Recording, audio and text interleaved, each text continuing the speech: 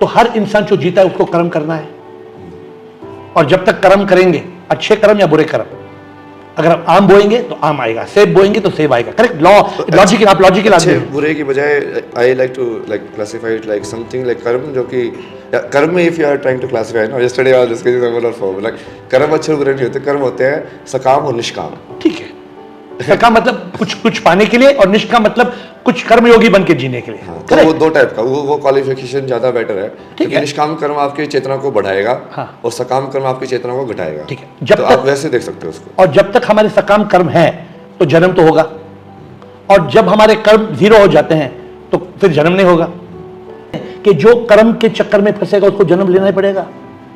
तो आपके हिसाब से कर्मों से मुक्ति कैसे पाना है? कर्म को समझना, जैसे कर्म जो है, if you look at it in science, what is karma? It's like a potential. Action, potential, but action, no action. Action potential you can say, but action potential is like Kriya Shakti, which is like one of the. Okay. Like knowledge potential is also there, Gyan Shakti. Okay, So, but karma is potential. okay, So some potential gets developed. Like you know, like a balance, like 0 to 5 volts, like a potential has developed in your mind.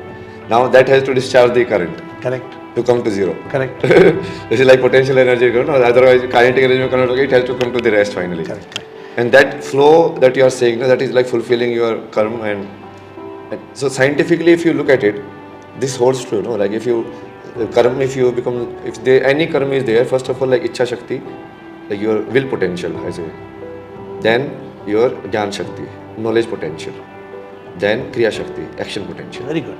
So in 3 level, when you identify, and when you completely in science you look at, like how do you get over the karma?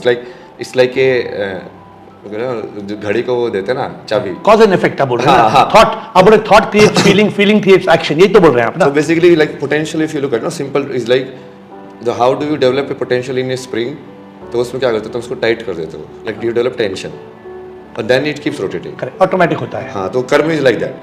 So until it has like fulfill its own journey, you cannot get over it. तो then do you agree कि जीवन में हमारा मकसद है मोक्ष प्राप्त करना? जनरली पब्लिक को, यूथ को आप बताएंगे मोक्ष प्राप्त करना हमारा मकसद है या नहीं, या और कुछ मकसद है? नहीं वो पहले तो मकसद तो ये होगा कि हम हैं क्या, वो वहीं से शुरू होके who am I. Very good.